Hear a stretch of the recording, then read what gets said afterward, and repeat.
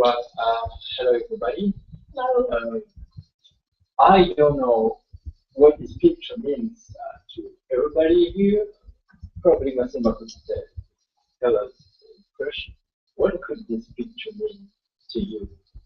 Not only as a man, but I mean, it's very artistic. Looks like a wedding ceremony. Wedding ceremony? Looks like a wedding ceremony. all right. So my understanding is the same. They are coming from my country, Burundi. I know that Burundi is not so much well known in the world right now. It's really, people are talking about Burundi in the UN for some political reasons, security reasons, etc., etc. But I just wanted to share with you this idea when women act, and the Burundi case is a kind of untold story. Yet people are really acting. Women. If I try to compare what is happening in my country, in eastern part of the world, like Arabic countries, Asiatic countries, I realized that finally Burundi women are really acting and make the community, the society, a little bit positive. Just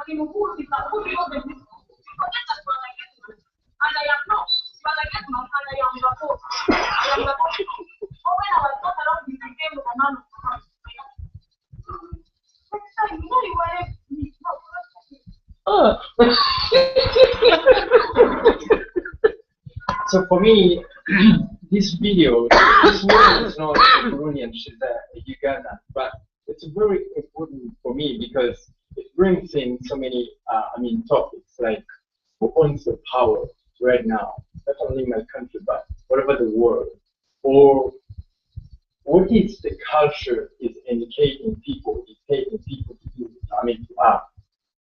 And then this is a kind of, example. It's a kind of dream, but there are some women who are living like this. So my presentation will be like this. Who or what creates finally the Burundi women position? And I will be sharing with you my experience as a journalist or as a Burundian, a little bit grown up guy. About socio-political context. It will be about culture, and we'll be sharing some ideas what people should be doing so that people may be living in the same, good conditions, if there should be good ones. And the Burundi, as I was saying, has some, little secret stories about how women are living. The Burundi women are proactive. I will show some examples, and I am really optimistic that the best is still to come. So here is the case. In the history, the women, even though they were not educated, even men were not educated. Education came with colonization. But even before the colonization, the women used to have some roles, used to play some roles in the community, like everywhere.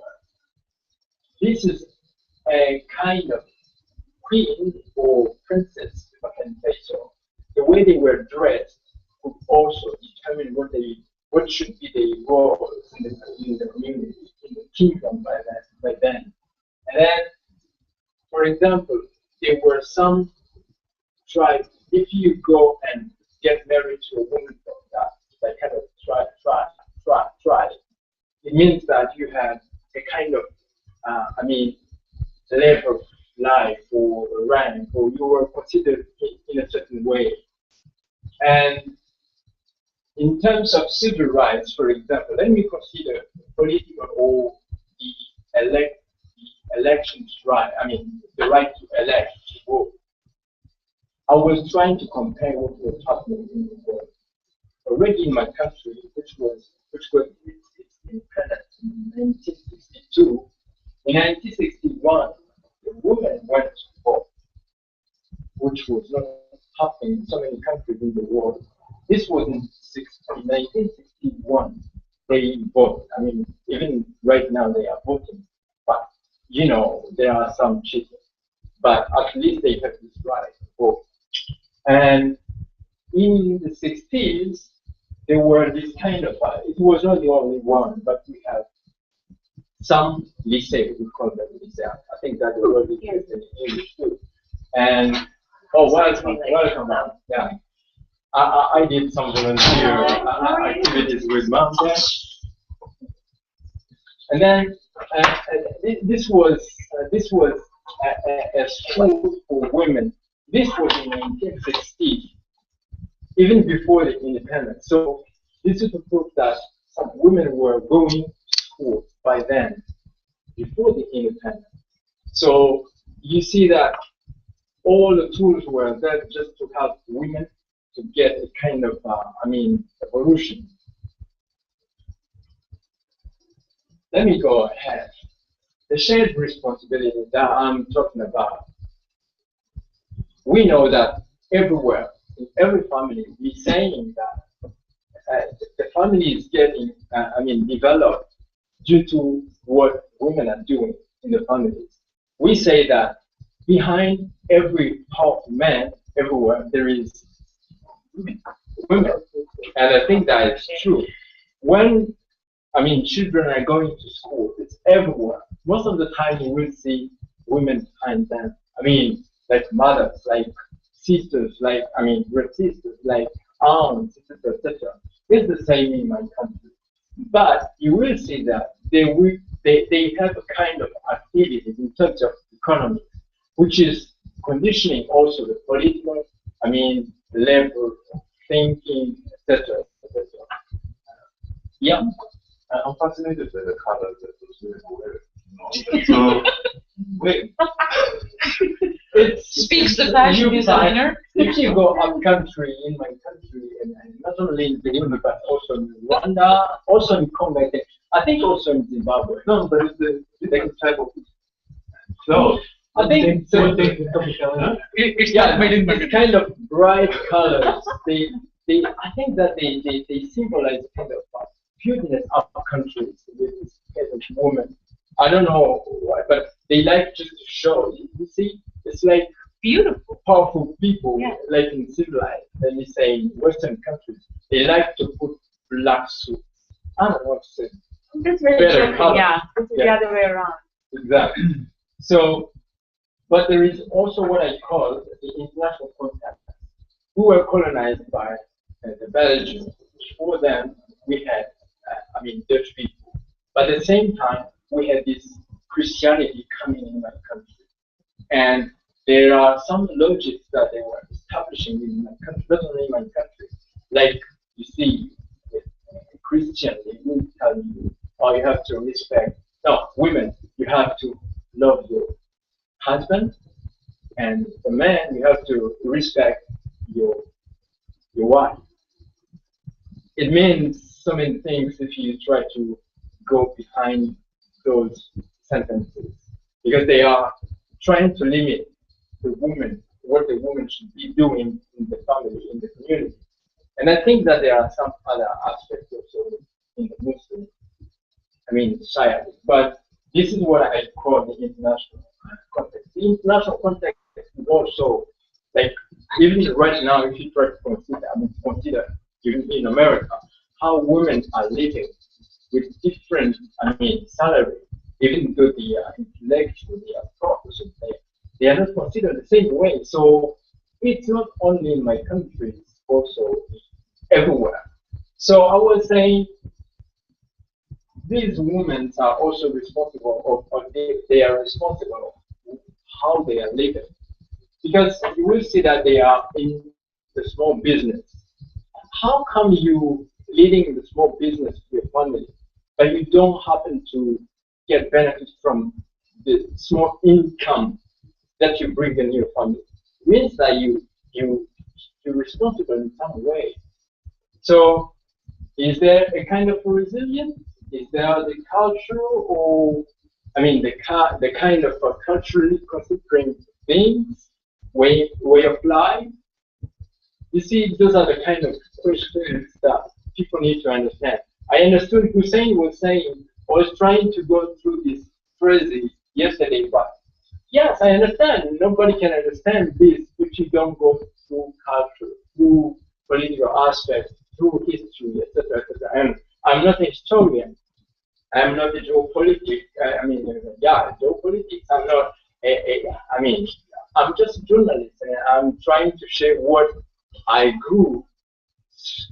Seeing in my country, what I experienced.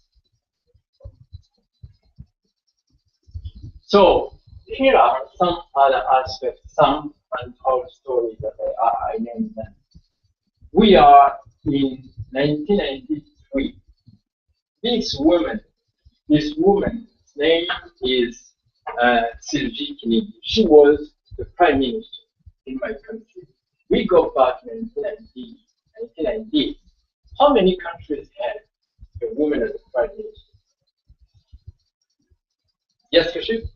In Pakistan? Bangladesh, yeah. We can go, and we can continue discussing about this, but what kind of power could she own by then? Being a prime minister, was she a prime minister with a power, or she was just there as a woman? And I think this was the case. I was trying to see this movie. What do you mean? She became a prime minister, but she didn't have any power? She was nominated, but we had a democratic, elections in 1993, and things were really changing because 2 times we had a kind of military, leadership, and then by 1993, the political situation changed. And then we had this election process. So we had just a civilian government. And then the president nominated this woman as the prime minister. And I was going I've been watching this movie. It's about female senators in America. The movie, the documentary is titled 14 Women. 14 Women. You will see the 14 women who, America has known as senators. And there is this woman who was a senator in Maryland. Her name is Barbara Mikulski, something. Mm-hmm. Yeah. And then she was saying that in 1987, there were just 2 senator women. But by then, if you try to compare America and Burundi, by 1993, we had a prime minister. And the president were killed by the same year. And she became the president. In 1993, which country had the president as a female? She just stayed the president for some days. Yeah. But again, as so many people know, my country is passing through long time civil war, and the women were at the same time involved. They were at the same time victims of this war, and they are still, the victim of the consequences. Even right now, this war, like we still see some violence, not some, but we see violence against women right now. One of the aspects of this violence is the rape. The rape is, kind of high rank because, let me say, in 2012, there is a kind of association or center which is helping the women rate.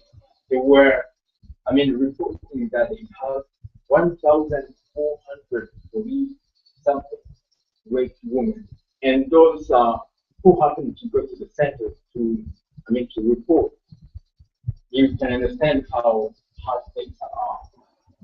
So, this is again what we can still discuss. But what is interesting is the way women are really powerful in the civil society. You find them in the media, you find them in some associations, and they are really talkative. They are engaged in the community. They are trying to push things, but at the same time, the question would be, who owns the power? Everywhere. You can change things just by talking, but even though you're acting, you know that you're still limited. Yeah, she's still alive. Now she's kind of a consultant for the UN, and she's a retired. Yeah, you can even, yeah, she's traveling over the world. And yeah. The women pro activity. Again, people, countries, we talk about stories, country stories through people, but it's let me say it's a kind of starting point. I'm going to talk about these women. This woman is very young. I think that she's around 20 years old, and her name is Francine Young. Now she's living in America, California. She's gotten the kind of Nike, contract with Nike. She's an athlete, and she's very interesting for me because she's coming in the same region as me. And as I was saying, my country got its independence in 1962. So many people know that many countries were celebrating the 50th independence. Anniversary in 1961. That last 3 years. 2011, 2012, 2013, because so many countries in Africa got their independence around 61 and 3. This woman, the same day, she was, running. That was in Benin. You can imagine the same day the country is celebrating its 50th anniversary of independence, and the national anthem was just sung in Benin due to her. And there is a kind of phenomenon in my country. They are building stadiums, and I was suggesting, why can't you just name one of the stadiums? Out of the name of this woman. And people came to me and they said, you know what you mean? This woman is still young. But I was saying, everybody is talking about Burundi because of her. Just a kind of show. This was in 2013, she was running in China.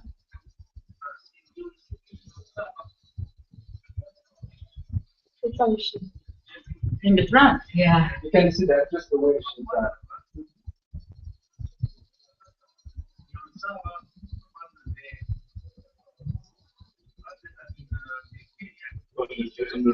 This same? Yeah, no, this was just my reference to show, because it's a kind of a bit long video, so I just want to. Beijing Olympics. Yeah, exactly. That was last year. You see? But she won a gold medal? She won a gold medal? Yeah. Okay. Yeah. And this is how she was recruited by Nike, and now she's living in America. I won't be surprised. She left Burundi. Yeah, because the opportunities are not. I mean, she's not so much support as I was mentioning.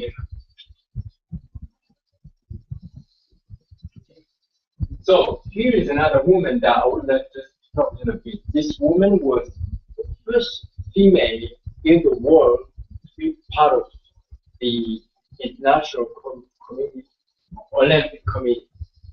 And now she was just, she was leading the local, federation, like federation or association of soccer.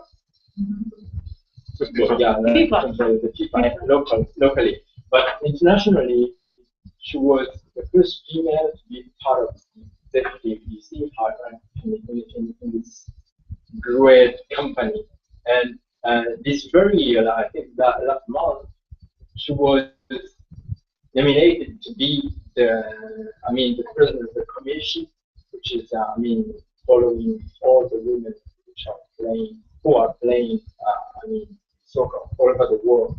So she's not nothing. I was saying politically, this woman was like, how do you call them?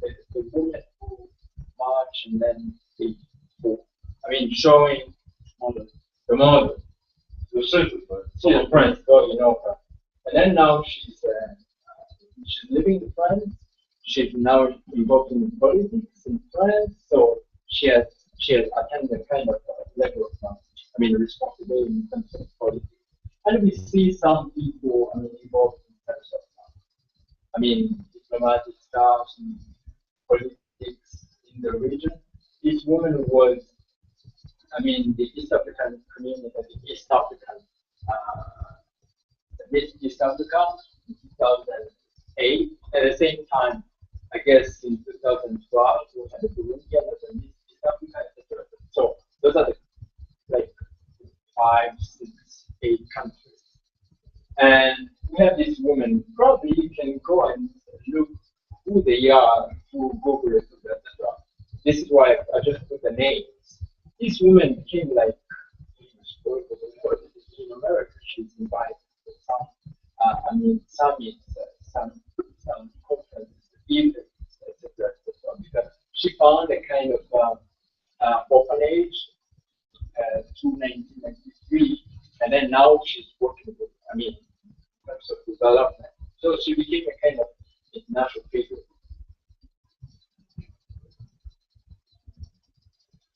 But we still have some problems. Like in Vietnam, we still have to strive in the journalism. But let me tell you that the best news presenter, she's a woman. She's not this one. This was just a colleague, but they are really powerful in the journalism. This woman was the one who, by 1980, in the 1980s, she publicly claimed that she was HIV positive. In so many countries, including this America, people were still, dying from this HIV.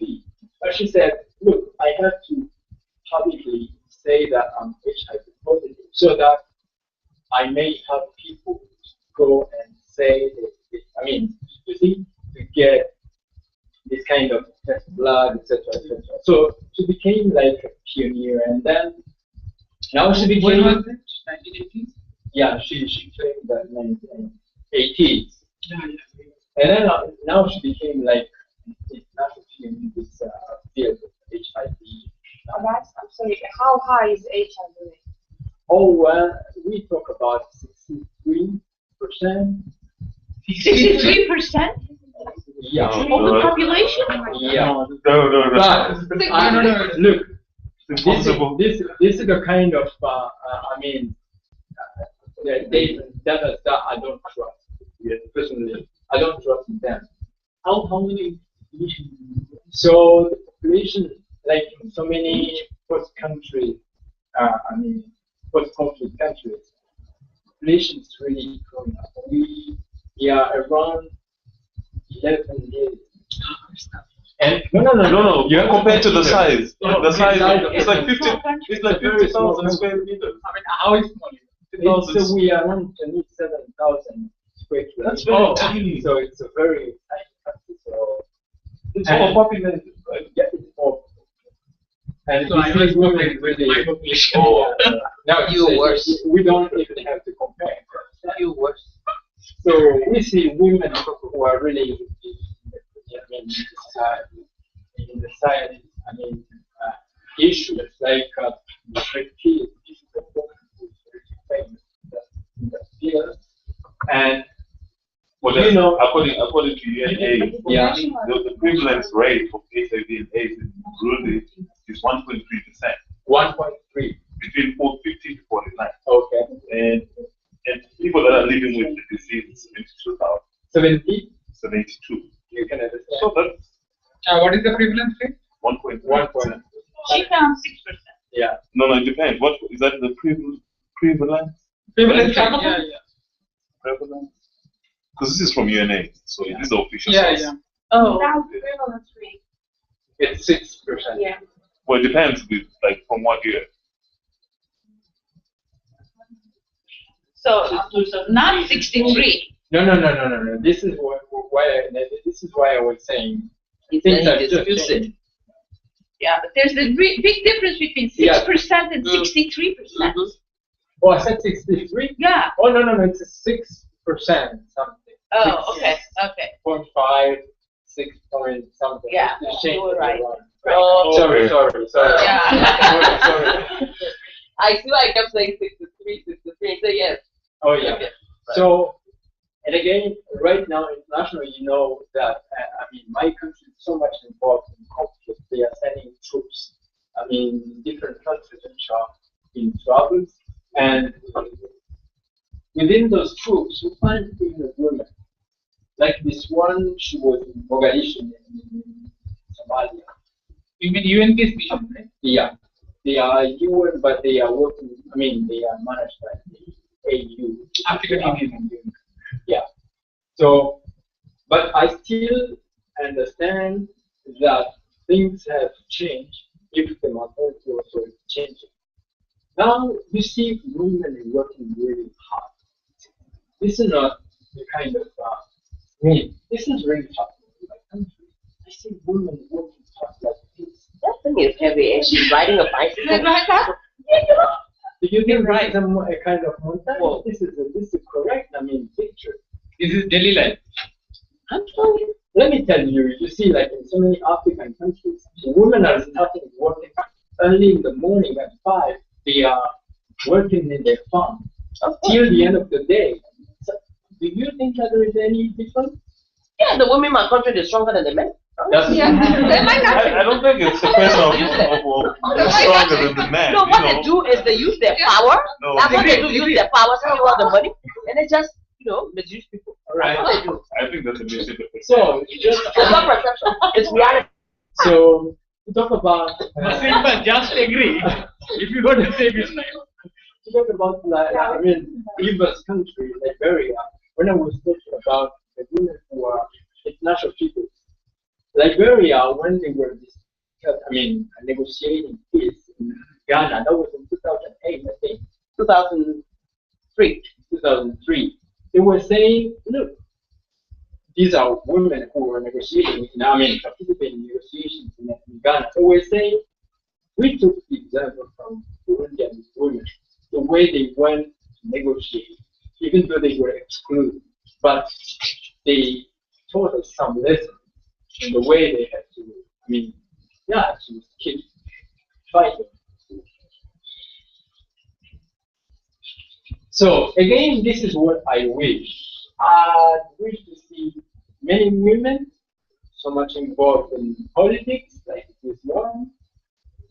This is in the East African Parliament Assembly, and they are really involved over there. But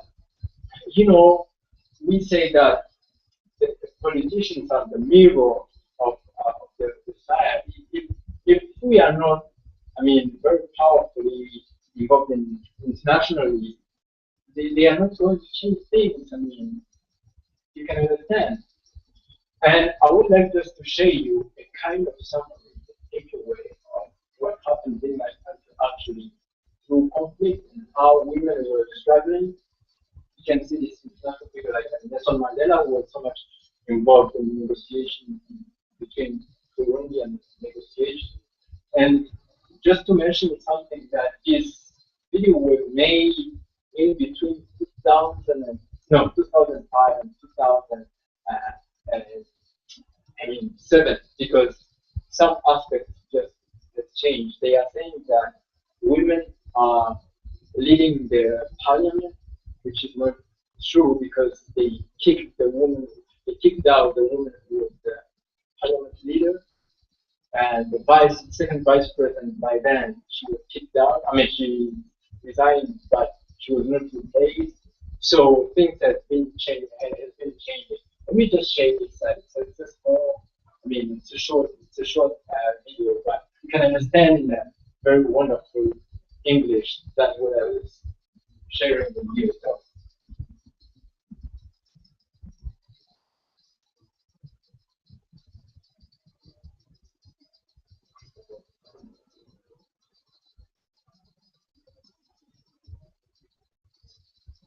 In 1993, Burundi what's that?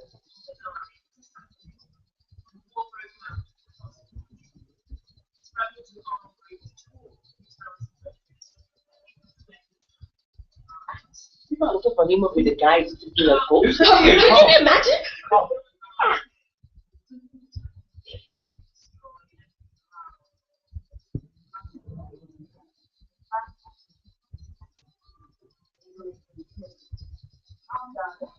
Oh my goodness.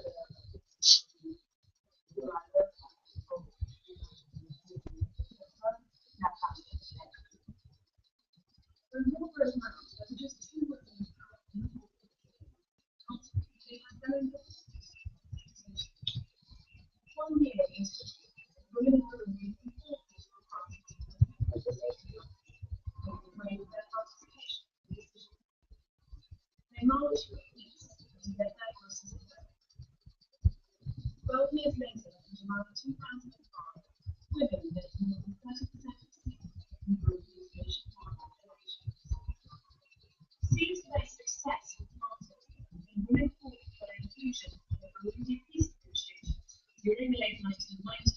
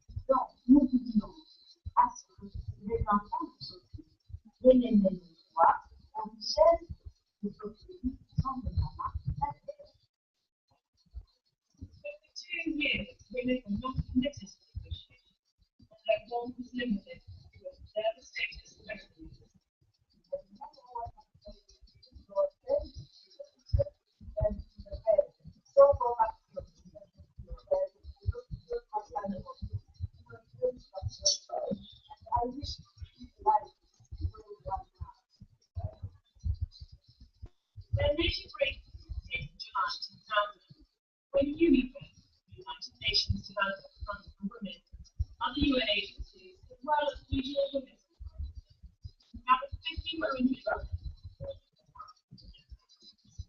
invited them to their recommendations in person. Former President Nelson Mandela is associated with the East. As a result of this historic meeting in Arusha, over half of the women's recommendations were implemented.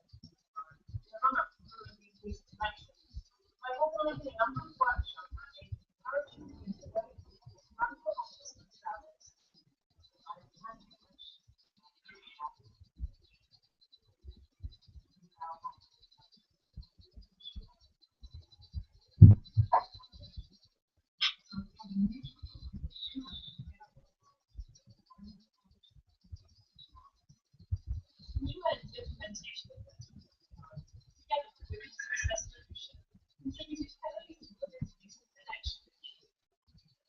Out of 118 parliamentary seats, 36 were won by women. There are now 17 female senators, and the vice president of the Republic and the president of the National Assembly are also both women. But not all of the women's recommendations were incorporated.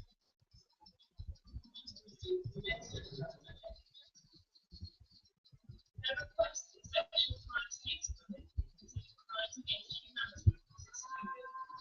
And although it agrees that underrights should be addressed, still nothing has been done about it. For the time being, I'm in Burundi.